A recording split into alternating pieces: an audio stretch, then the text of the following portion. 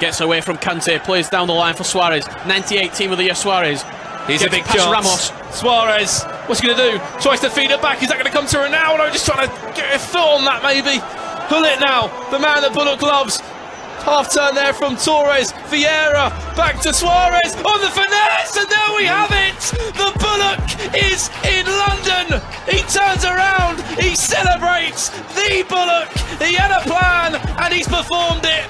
You're listening to the FUT Champions podcast with Richard and Brandon.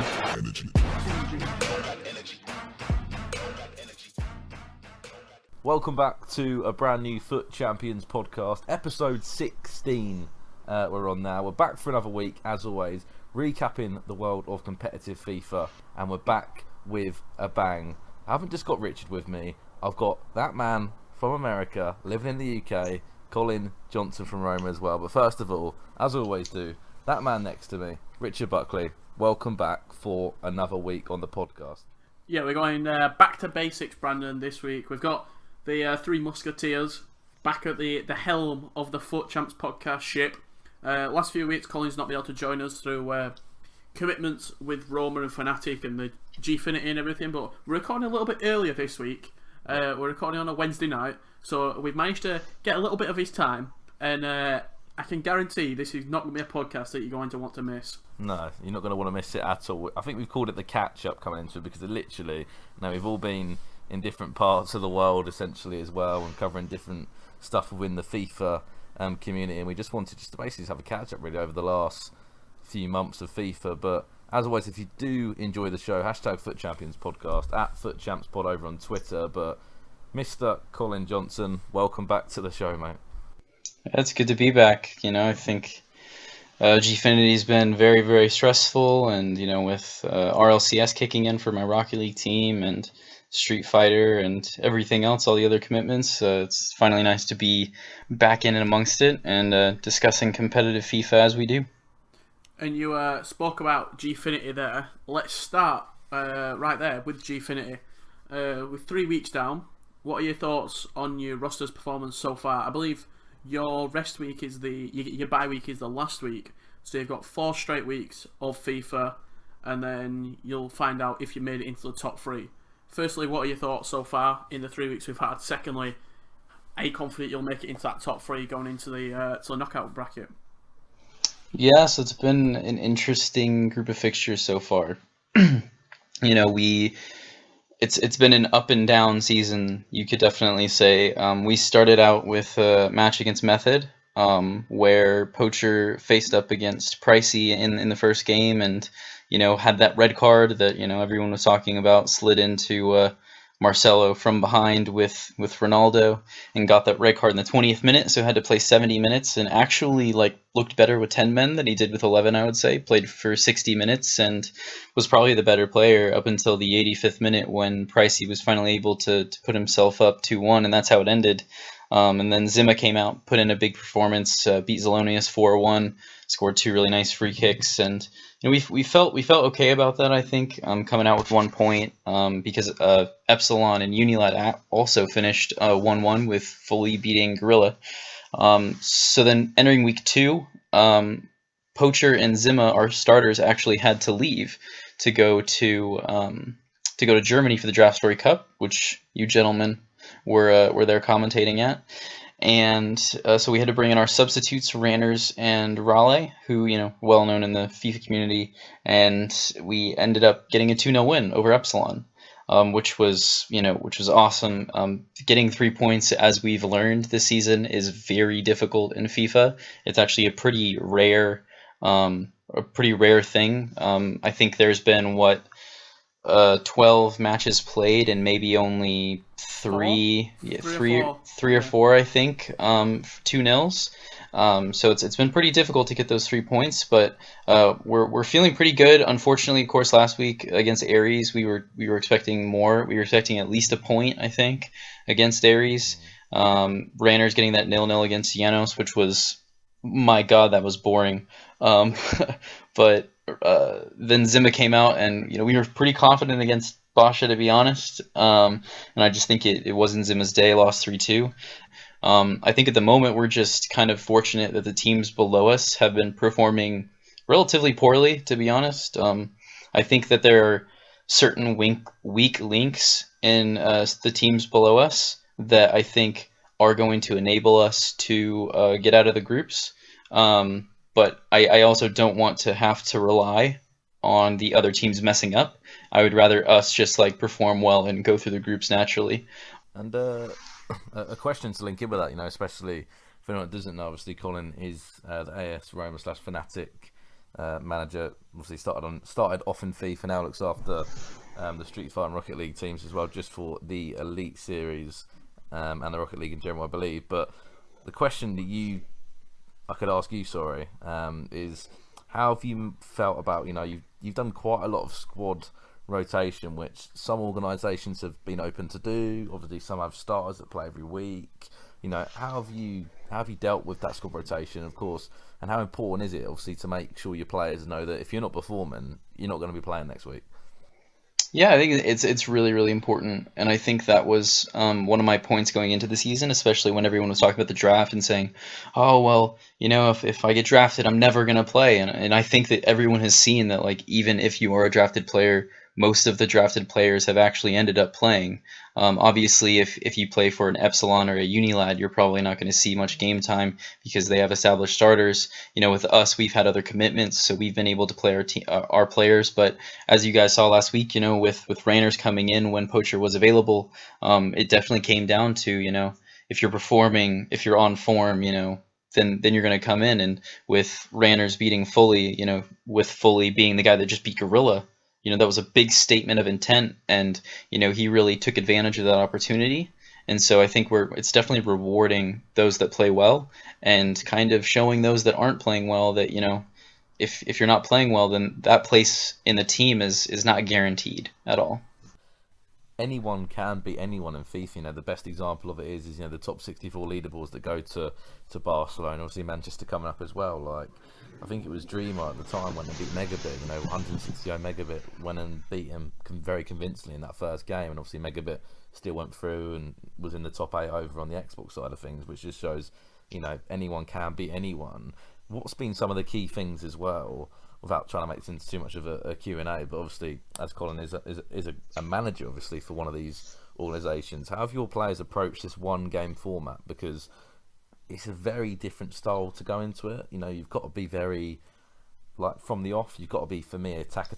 However, I do see a lot of players, in my opinion, play, obviously from what we've watched so far, a bit more reserved. Yeah, look at that Janos game that we saw last week. I think neither player, both players had the mindset that we can't lose this game, whereas, like, they didn't go out to win it, they almost went out not to lose. Not sure if that is the right mindset, but given that you've got someone else who can pick up points for you on the opposite console, if you play first, I think the mindset going into it is just don't lose this game, and then your teammate can come in and pick up a point if possible. Yeah, and I think it's a dangerous mindset to have, you know, because I think just getting 1 point from every single game isn't going to be enough to, you know, make it through the groups. Where obviously I've said if we get 4 points, if we stay on 4 points, we might still go through. But, you know, I don't think that should ever be the goal. So I think our players have kind of approached it from, like, let's try and get the first goal and then play it from there. For example, Zima went in and from the very beginning of the game against Zelonius picked up that first goal, and from then didn't really look back. And I think it's been more about the players that can hold those leads. I think Rainers was 3-0 up in 50 minutes, maybe 55 minutes, and then basically just, like, kept the ball for as long as he could. And then Fully, you know, when he scored and it was 3-1, it was in the 85th minute, and by that point, you know, you don't have enough time to get back into the game. So I think it's all about establishing those leads early on and trying to maintain them, and not so much like playing for the draw, or, you know, just being like, oh, well, all we need is that 1 point. You can even see it in the quotes from Basha after beating Zima. He said, you know, I knew that it didn't matter if I won or got a draw, I would still get a point. But what I did know is if I won the game, then we would be denying, you know, Roma and Fnatic a point. And so I think that, you know, the players are very aware, especially in game, what every result means. You know, they know, oh, if I lose this, this happens. If I draw this, this happens. If I win, this happens. And I think going into these last 2 weeks, you're going to see the players that are the most mentally strong are probably going to do the best, because that's going to be going through their minds, especially if it's week 5 and you know, if I win this game, we're into the playoffs and our season continues, or if I lose this, our season's over and it's going to be my fault. And I think that pressure is something that these players haven't really experienced before, because we've never really had like a league format like this before for FIFA. It's just going to be a completely new experience for these players. And taking a step away from Gfinity, one thing that we didn't really get the chance to talk about, me and Brandon, we were at the Draft Story Cup a couple of weeks ago, and it was a more relaxed atmosphere, a more relaxed tournament. But one thing to come out of that created a little bit of buzz was the potential for FUT Draft to maybe come into more major events potentially down the line. Brandon first, and I then thought Colin. it was the casting couch that was taking all the hype. I mean, the couch was a success, but I think, do you think that the draft mode could be used more in competitive FIFA? Because personally for me, as a spectator, that's what I am first and foremost. I watch it, I enjoyed it as a fan, and I also enjoyed commentating on that more, because we just saw more players, we saw more versatility. And also, before Colin jumps in as well, I know for a fact, you know, there was people from EA, there was, you know, event organisers, esports, you know, even Colin would have been watching that for a period of time. They liked the idea as well, and a lot of people have gone away from that tournament as well, from what I've heard, you know, on social media and from, you know, from people in the scene, that could, obviously, we'll hear from you, Colin, in a second, you know, that just opens up a completely new door of opportunities for formats. What do you think, Colin? I mean, it's esports, you know, like, I think that's what interests everyone so much, is that is esports, and that's what really interests people. I was a really big fan of it, to be honest, because, you know, coming from, you know, the traditional esports background with Fnatic, you know, some of the most interesting parts of games like League of Legends is the pick ban system, and seeing which champions people choose, and seeing those crazy choices, or those, you know, left field choices, and seeing the players that, you know, players might not be playing Weekend League with. The only thing I would say is, I think that if they were to do this kind of format, they should put a basement level basically on how low the cards can be rated, because there's 81 plus. It should be like 81, 82, 83, 84 plus, or something like that. And I think that's one of the best parts of it, though, right? Is seeing those players that, you know, people don't expect to use, like, all of a sudden, like, oh, you know, I have to use Pjanic. Like, what is that going to be like? Oh, I have to use a goalkeeper I'm not used to, or a striker I'm not used to, or, you know, all of a sudden you see people like Juan Jesus maybe having to be, you know, it's just, it brings in something so interesting, and I think that maybe certain things could be taken away from that. I don't know if the draft format, literally as in FUT Draft, but maybe more so like a, like basically you go in, and at the beginning of the game you get to like ban one player, and then the other player gets to pick 3 players, and then they ban one, and then you pick 3, you know, and it shows, you know, what are you going to prioritize this game, you know, like, are you going to basically say, like, let's try and gut his defense, let's try and get rid of De Gea, let's, you know, oh, this guy relies on Vieira, or he can't defend, you know, it's a completely different dimension that I think is kind of lacking right now. I think as well is that the one thing that obviously we took, me and Richie, from the commentary side of it as well, is that players had to utilise, you know, as you said, it come down to a lot more of how clever some of the players were in their picking as well. Like Sean Allen, for example, he had a very interesting draft throughout the whole tournament. He started with like a 5 at the back in one, and he was having to, you know, rely on players like Mane, who, you know, in any Ultimate team, that if you haven't got loads of coins, wouldn't be a bad pick. And he was just utilising him. He was making sure he was getting him in the right areas, on the right foot. You know, say if one player only had Messi, didn't have Ronaldo, didn't have any big names as well, they would make sure that they got Messi on his left foot, and they made sure they used him as much as they could, obviously in the perfect area, as we would used to see with, you know, 11 star players on the field. And I think that was one key thing that I'm sure Richard can agree with, that we saw from that tournament.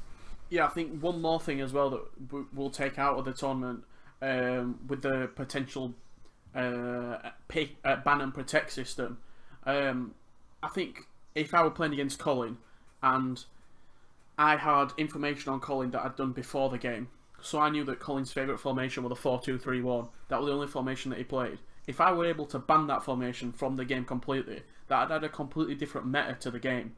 Because I feel like a lot of players don't look at their opposition. I used to watch a lot of like Call of Duty Black Ops 3 when it was like super big, like the COD World League, everything like that.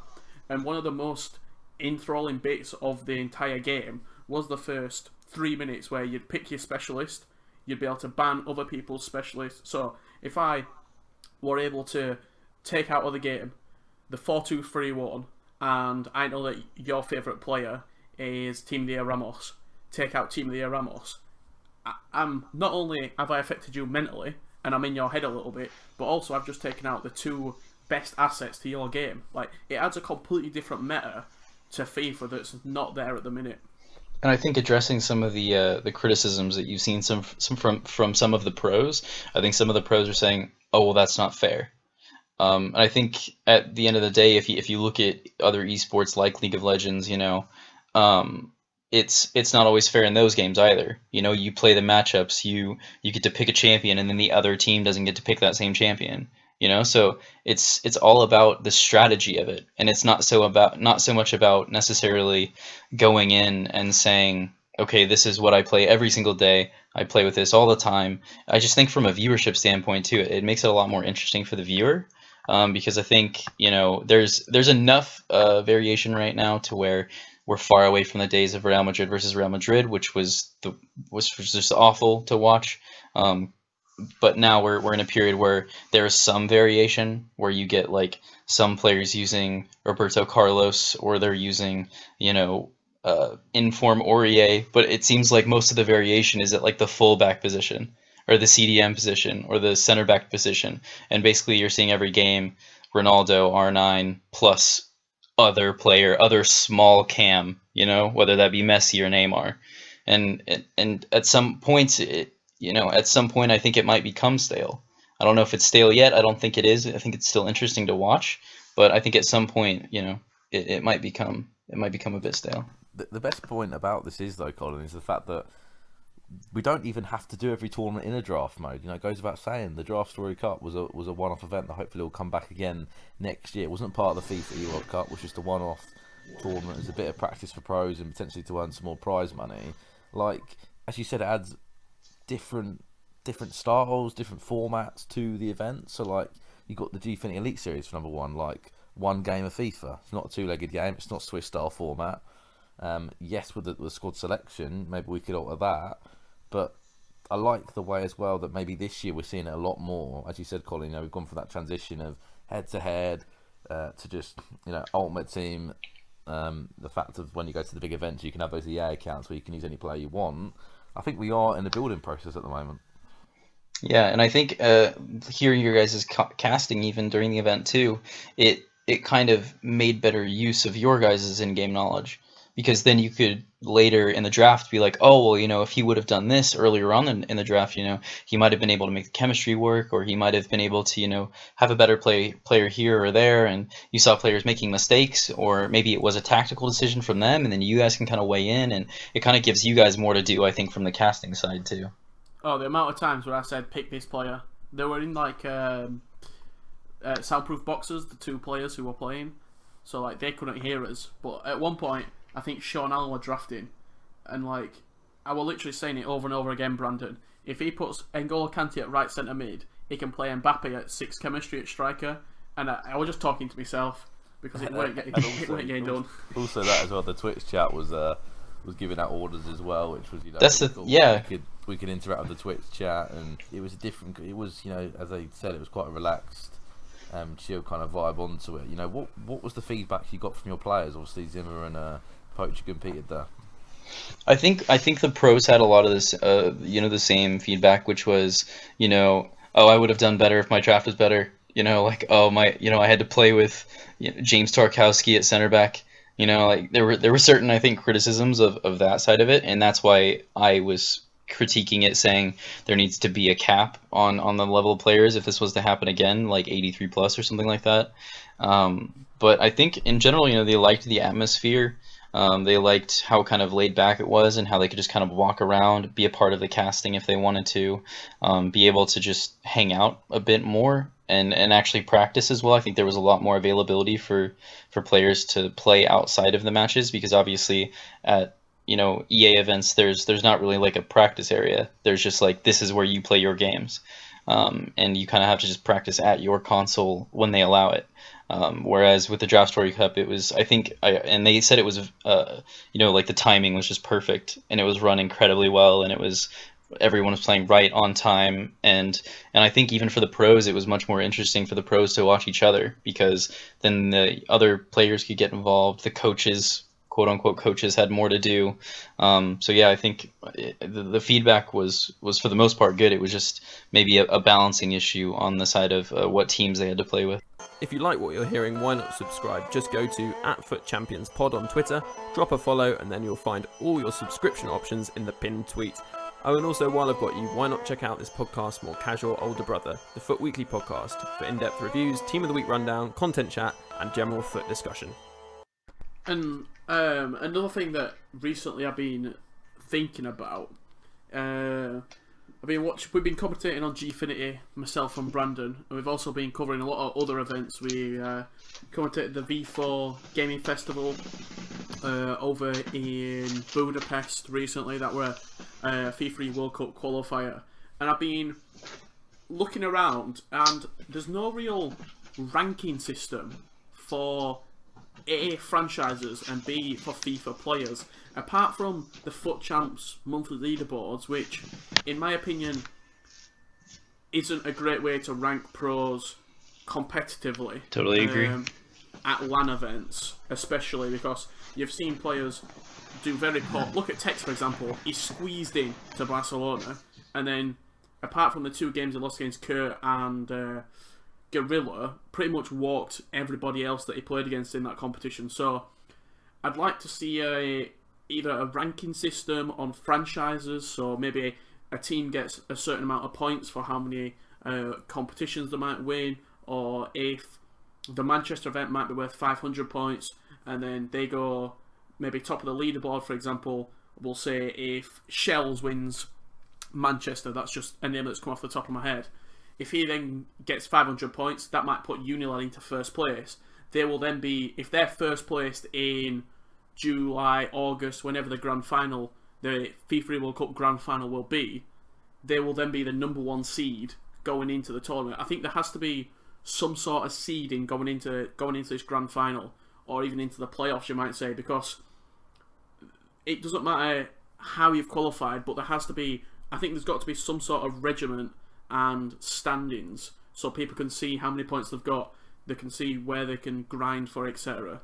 What are your thoughts on that? Well, it opens up a whole new world as well, because each tournament, as this has already been said as well, by Colin and Richard as well, is each tournament could be worth more points. Talking about the big EA majors with more players there at a higher level, you may be looking at more points for that. And then a Gfinity event, depending on your positioning, you could obviously get different points that could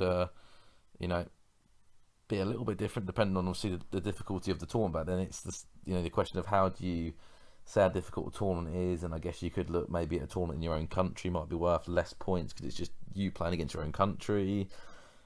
There's a number of ways to go down it. I'm sure Colin will have a view on this as well, but it opens up a whole new debate of like kind of a little bit like it's even like international rankings, for example. Like I think Poland national team, I believe they kept their ranking because they didn't play loads of international friendlies after they qualified for the World Cup, and then the more international friendlies you played or you won or you lost, it changed your rankings before the draw or prior to the draw or something on those lines. So every game you play, this would actually mean something to those rankings now. Yeah, I just think it increases the value on all events. For example, the way that Capcom does it is they have the Capcom Pro Tour, which is a series of different events that you can either choose to go to or choose to not go to, and all of them have different ranking points. So for example, there's an event coming up in Brussels where you know, you sign up, you pay your entry fee or whatever, you play. If you win it, you get 150 ranking points. If you get second, you get 100 or whatever it is, and then it goes all the way down to like top 32, I think, and the 32nd place person gets like 1 point, I think. So I think, because I know what the argument's going to be against this, it's going to be like, oh, well, that's not fair because if France has 2 or 3 events and my country only has 1. I think at the end of the day, it's all about your commitment to the scene, and about, now that we're becoming more and more professional, we can't continue to cater to necessarily the casual player that's like about to get to that, you know, next tier. We have to start catering to the pros at some point, and I think this is the way that you start to do that, because I know dozens of teams that if you say, okay, there's an event here, it's worth $10,000 prize pool plus, you know, 75 ranking points for the overall leaderboard so that you're seated better at the end of the year, like people are going to go to that no matter what, whether it's 10K, 7.5K, 5K, you know, 20K, 50K, 100K, like people are going to travel, especially if it's in Europe. You know, there's so many more teams, and now you have EMLS, so there's all these American teams that would be willing to fund their players. There's all these teams now popping up, and you know, with the Australian League, have a couple of events out there, and you know, just assign different levels of points. So where it might be a national event, it might be worth 25 points. Maybe an open European event might be worth 75. The major's worth 200. You know, there's a way to structure this, I think, that makes it a lot more interesting, and it also increases the overall event load for these players. I don't know. It's a bit of a mixed opinion, right? Because I think there has to be an element of every region being represented, but there's also that element of, you know, I think there's definitely a faction of people that say they're, you know, the top 100 players, 95 of them are in Europe. And I think some people have that opinion. And I think outside of that, you have people like, and I'm not saying that there aren't good players in these other regions with, you know, MS Desari and, you know, Punny Badger, Marcus, you know, Chris from America, Fiddle, people like that. You know, there are very good players, but I don't know.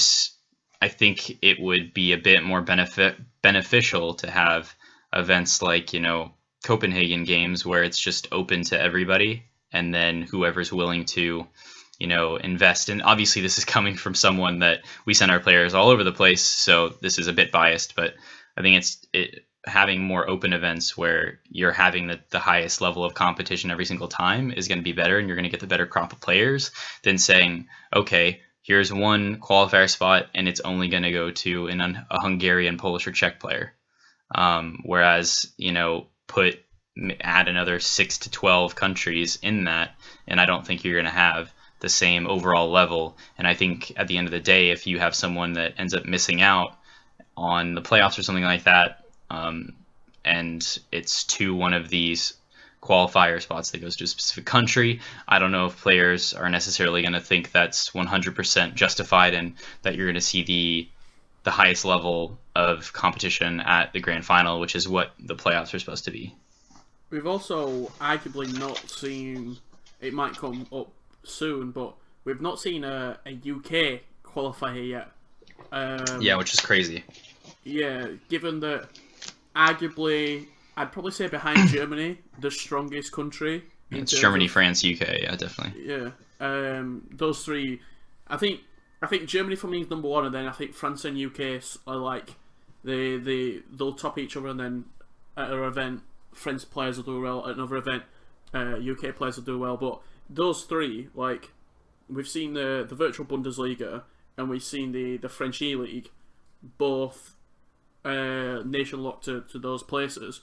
I'm very surprised that we've not seen a UK or an England or anything like that based tournament yet, or even a qualifier, given how strong the competition obviously and talent level is. I think I'm sure you would have mentioned it anyway, but Eredivisie as well in Holland. Yeah. You know, they're the big standout ones, and you know, when the Premier League comes in, we always say at an event or any time we can. Hopefully, it won't be too long before it does come. You know, even like, you know, Calcio A, Serie A. You know, for a club like yourself, Colin, as well. Obviously, linked in with Fnatic and AS Roma. I think Italy are an area as well that I think could do with a lot more tournaments as well. Yeah, well, I think just have to maybe watch this space on that one about more things happening in Italy. I think we're trying to help push the Italian FIFA scene as much as possible, because you have seen good players come out of the scene recently with Principe and Gabri, and there are definitely good players in that region.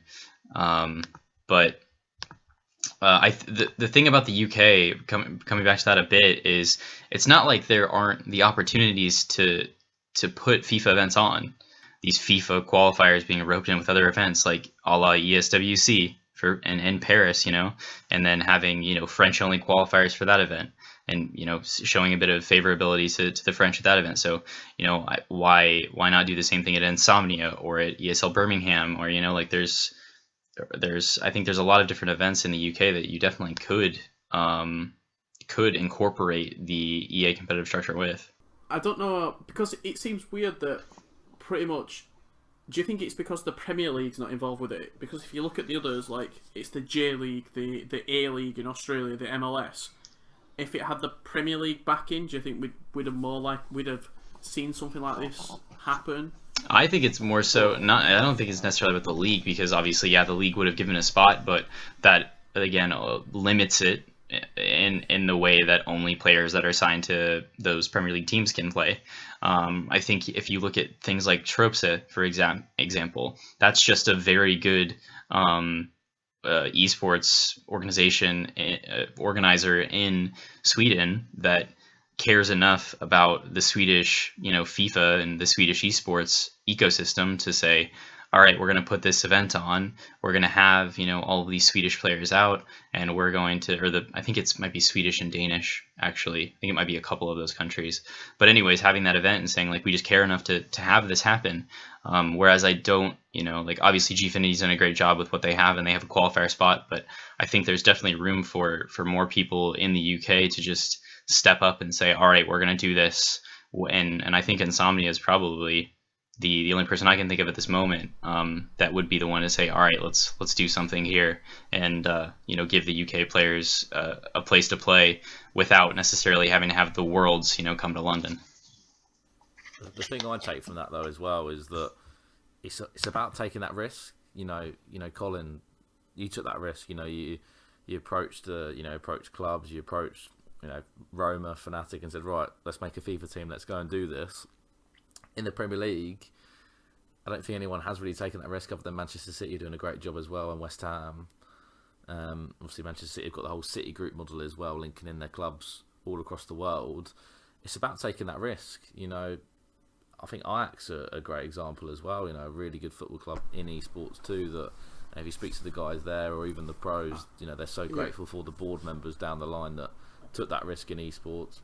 Went there, and they're seeing the success right now.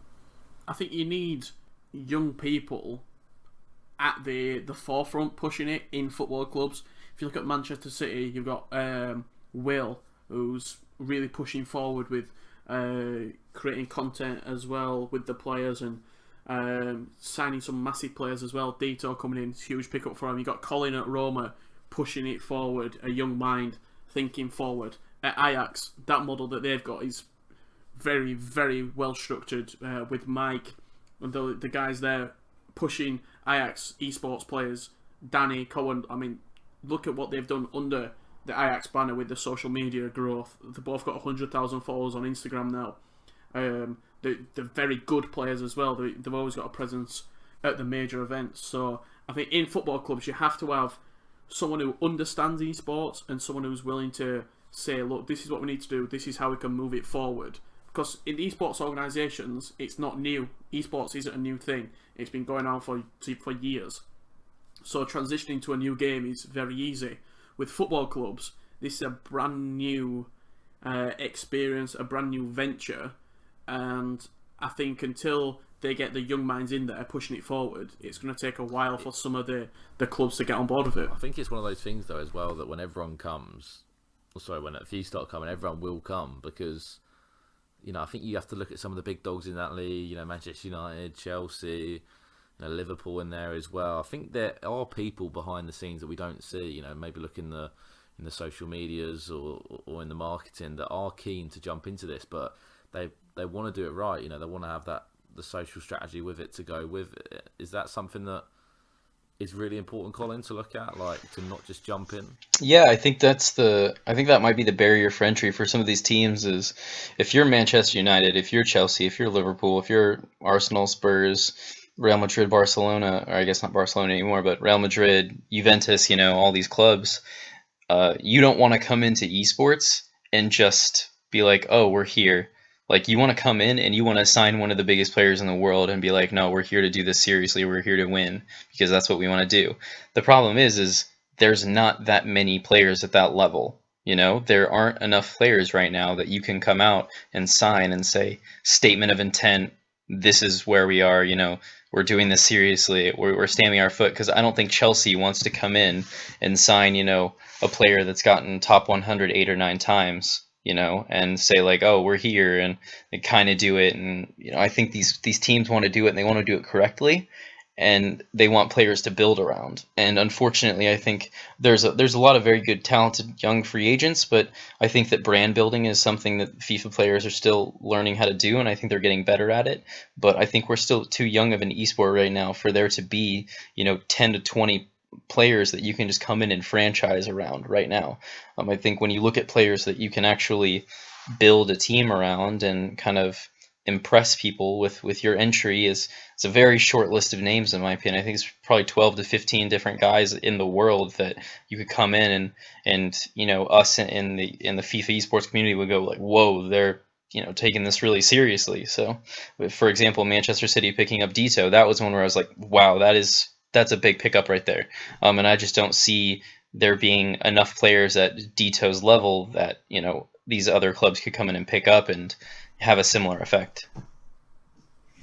And one of the final points, I think, of the podcast, we've not really done this before, but let's ESWC is coming up a week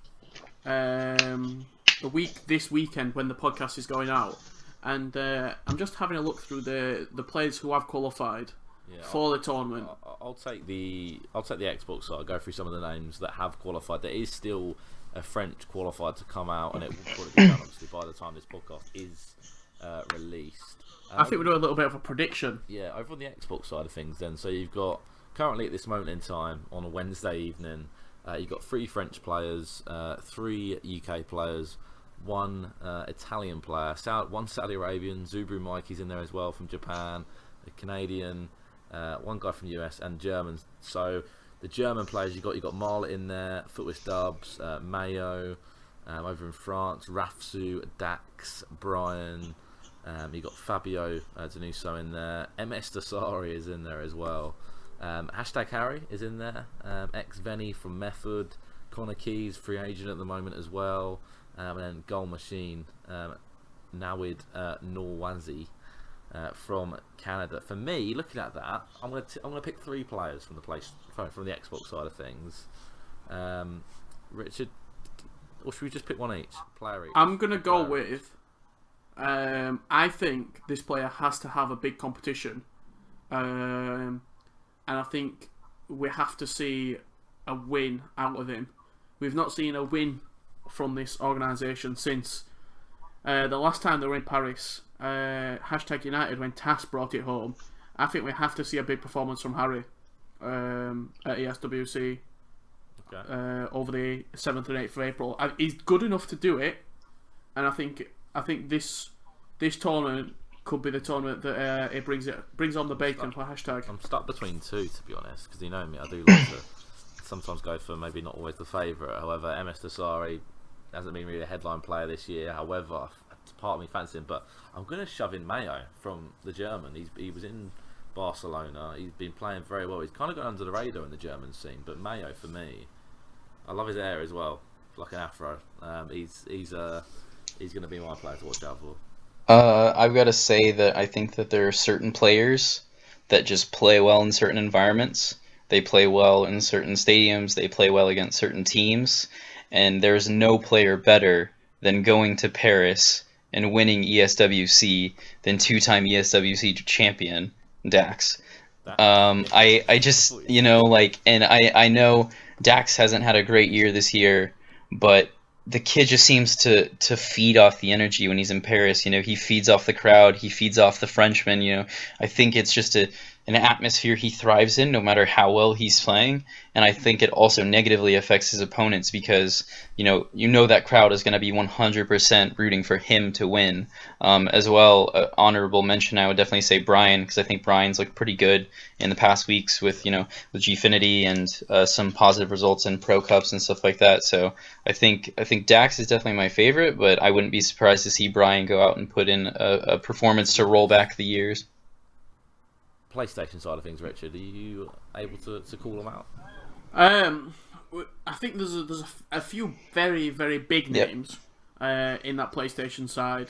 I believe that's Cody the Finisher from Germany. Marv from Germany as well. I'm expecting him to have a big tournament. Maestro. The Torin Page. I watched his series against Zima in the final of the Pro Cup like 2 nights ago, I think. Might have been last night. And he plays some very effective FIFA, but man, if it's not some of the most boring FIFA I've ever seen. Possession players are so frustrating to play against, and they're even worse to watch. So I hope I quite like getting into them. I can get my teeth into a good possession game that Dito plays. No, but I mean, then you end up with like a Janos versus Ranners from Gfinity, which just makes some of the worst FIFA ever.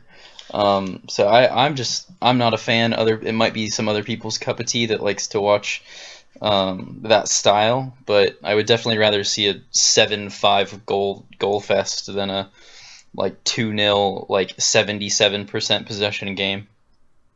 Yeah, that's fair enough. And obviously, if you didn't know already, we may have mentioned earlier on, from this tournament there will be one place from PlayStation and one from Xbox that will join the FIFA 18 Global Series playoffs later on in the year. $10,000 prize in there. Are we going to give one name each, lads, from the PlayStation side of things? One player each. I'm going to just kick it off.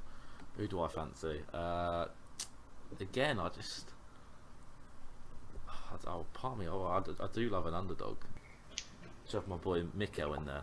If he'd ever listen to this podcast, he's meant to come on as a guest a little while back. Hopefully we'll get. He's one of the best. I'm going to say it's one of the best upcoming Danish players out there at the moment. I fancy it. It's so stacked. I think it's one of the most. It's a very stacked tournament. For only 2 players to go through as well. I'm gonna go in Marcuso. Okay. I'm gonna back. I think Marcuso'll take it. He hasn't looked great, to be honest, since Club World Cup. I think he has a bit of the shells about him, where at events he hasn't had as much success since he's won that first big major event. But yeah, no, he's still a very, very good player, and Shells is playing really well now. So he kind of shut me up in the past couple weeks, anyways.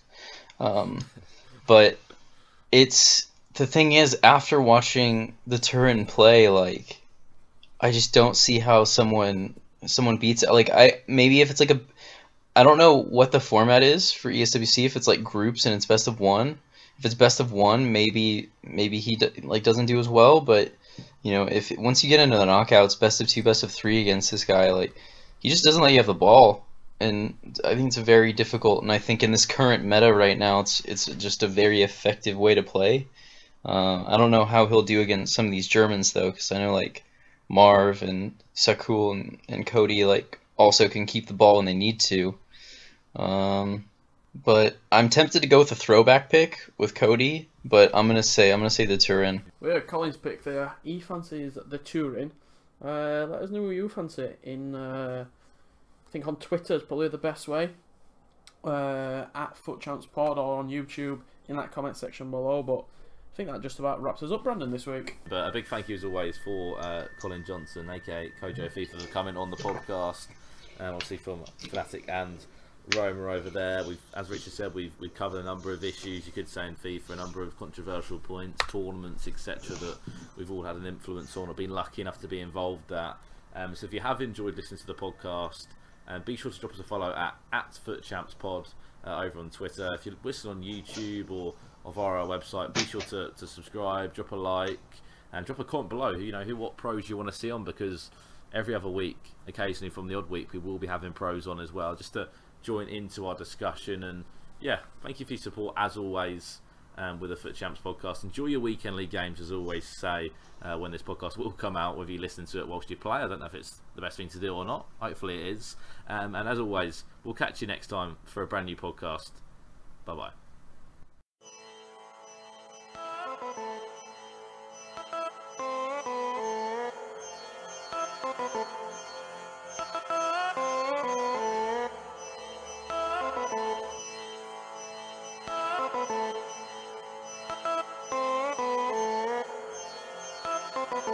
If you like what you're hearing, why not subscribe? Just go to @FUT Champions Pod on Twitter, drop a follow, and then you'll find all your subscription options in the pinned tweet.